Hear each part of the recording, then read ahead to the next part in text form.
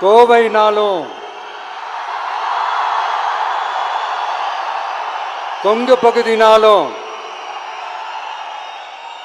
இந்த மண்ணோட மக்களோட மரியாதை தான் முதல்ல ஞாபகத்துக்கு வரும்.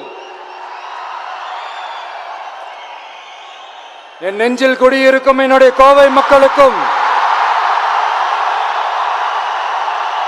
என்னுடைய தோழர்களுக்கும் என்னுடைய வணக்கம் வணக்கம் வணக்கம் வணக்கம் வணக்கம் வணக்கம்.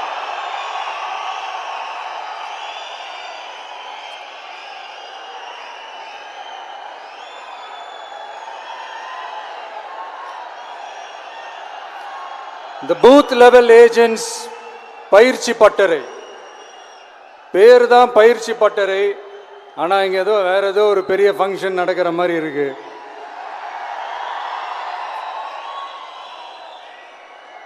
ஓகே,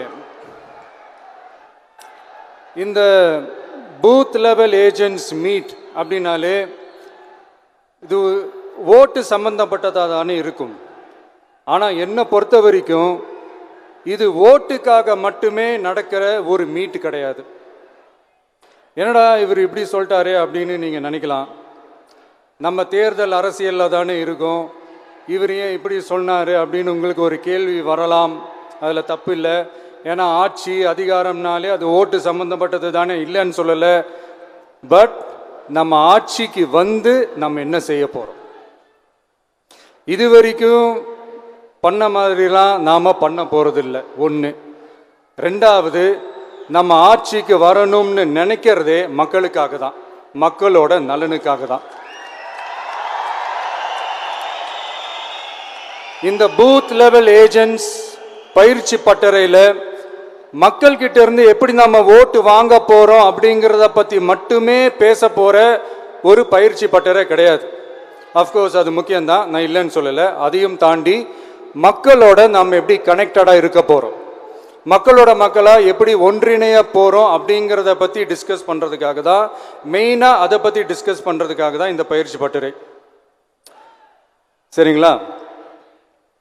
இதுக்கு முன்னாடி நிறைய பேர் வந்திருக்கலாம், போயிருக்கலாம், நிறைய பொய்களை சொல்லியிருக்கலாம், மக்களை ஏமாத்திருக்கலாம், இதெல்லாம் பண்ணி ஆட்சியை பிடிச்சிருக்கலாம். அதெல்லாம் பழைய கதை, அதுக்கெல்லாம் நான் இங்கே வரல. இனிமே அதெல்லாம் நடக்காது, நடக்க விட போறதும் கிடையாது.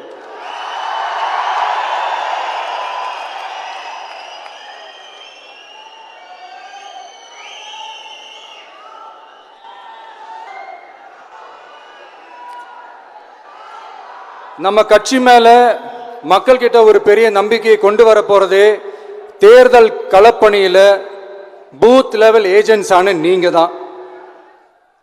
நீங்க ஒவ்வொருத்தரும் ஒவ்வொரு போர் வீரனுக்கும் சமம்.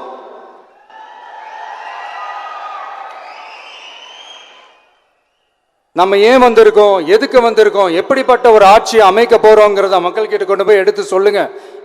கண்டிப்பா கேட்பாங்க, உங்களுக்கு என்ன அனுபவம் இருக்கு, உங்களுக்கு என்ன அரசியல் அனுபவம் இருக்குன்னு கேட்பாங்க. ஆனா நீங்க யாரு, நீங்க எப்படிப்பட்டவங்க, உங்களுடைய கெப்பாசிட்டி என்னன்னு எனக்கு தெரியும்.